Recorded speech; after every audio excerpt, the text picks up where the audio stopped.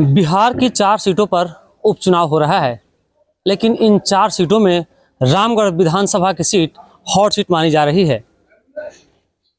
बात करें तो बीजेपी ने जहां एक बार फिर अपने पुराने प्रत्याशी अशोक सिंह पर दांव लगाया है, वहीं इस बार राष्ट्रीय जनता दल ने अपना उम्मीदवार अजीत सिंह को बनाया है।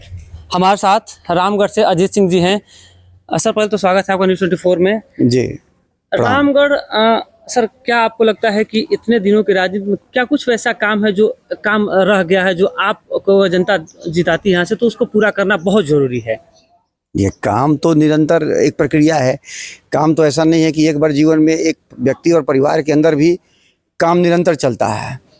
तो बात यह है कि जो कंटेम्पररी टाइम है, जो समसामयिक समय है, तो आज के दिन में दुनिया में आवश्यकता क्या है, हमको किस रास्ते जाना है।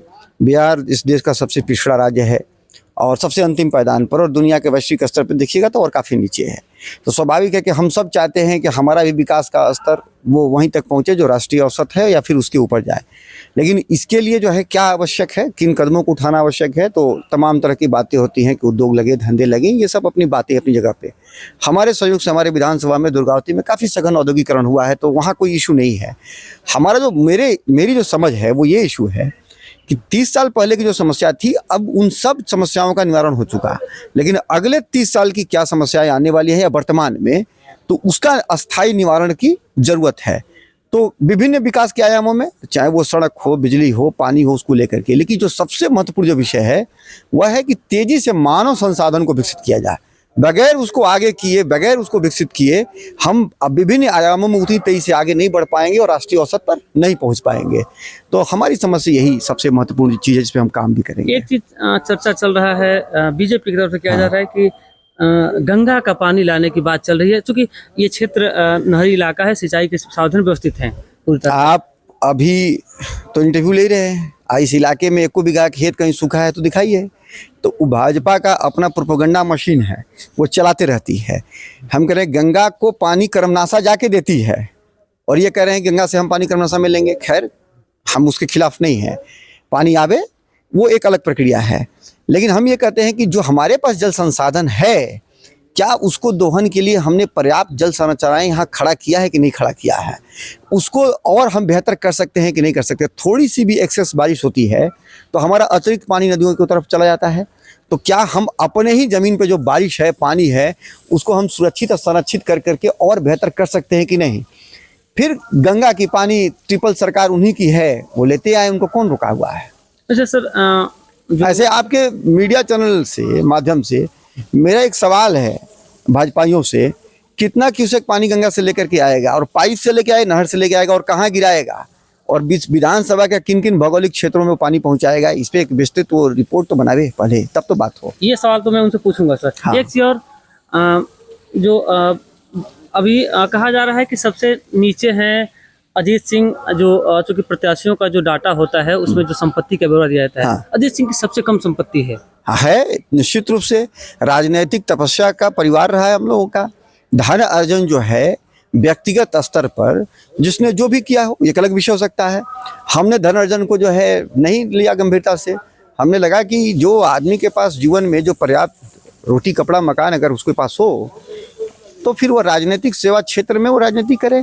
फिर धंधा कर कर करके कोई बहुत ज़्यादा उसके विस्तार की जरूरत नहीं समझ में आई तो नहीं किया हमने, हमारी ये व्यक्तिगत सोच था। तो है सबसे कम संपत्ति। रामगढ़ में हमेशा अक्सर त्रिकोणीय मुकाबला रहा है। इस बार आप अपने नजरिए से क्या देखते हैं, कैसे किससे इस बार लड़ाई मानते हैं? देखिए, त्रिकोणीय रामगढ़ में हरदम नहीं रहा है। एक बसपा पार्टी जातीय आधारित राजनीति को लेकर के जब जितना विस्तृत वो जातीय समीकरण करती है, उसके हिसाब से उसका त्रिकोण बनता है उस आधार पे। तो कभी उसकी कमजोर होती है तो वो तीसरे स्थान पे ही अधिकतर रहता है और काफ़ी पीछे भी हो जाता है। पिछले विधानसभा चुनाव में उसका जातीय समीकरण का एक दायरा विस्तृत था, तो उस पे उसने वो ज़्यादा पाया था। तो इस बार ऐसा कुछ होने वाला है नहीं, चूँकि बना ही नहीं। तो वो अपना जो है लड़ाई जो है वो आमने सामने की है, उसमें हम लोग कोई कन्फ्यूजन में नहीं है। भारतीय जनता पार्टी से तो हम लड़ ही रहे हैं, ये हम लोग को पता है। लेकिन उसकी बी टीम बसपा और सी टीम में वो और नई टीम तैयार किया है भाजपा ने लड़ने के लिए। तो उन सब टीम से एक ही साथ लड़ रहे हैं, तीनों टीम को हराएंगे।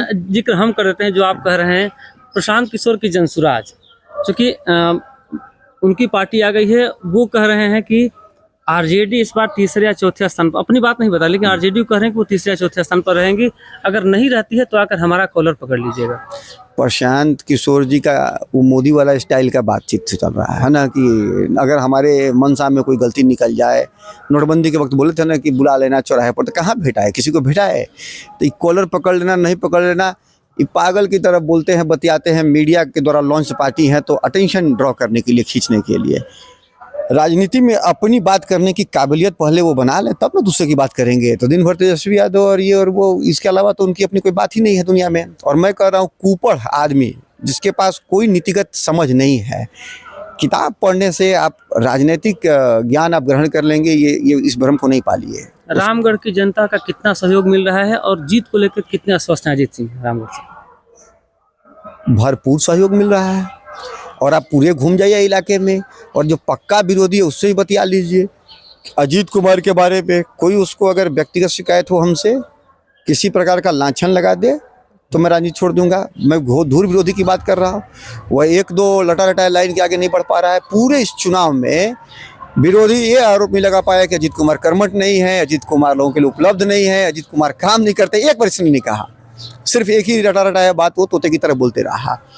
तो जन सहयोग, जन समर्थन राष्ट्रीय जनता दल के साथ पहले भी रहा है और आज भी कायम है, उसमें कहीं कुछ दिक्कत नहीं है। ये थे हमारे साथ आरजेडी उम्मीदवार अजीत सिंह जी, जिन्होंने बखूबी सभी सवालों का जवाब दिया।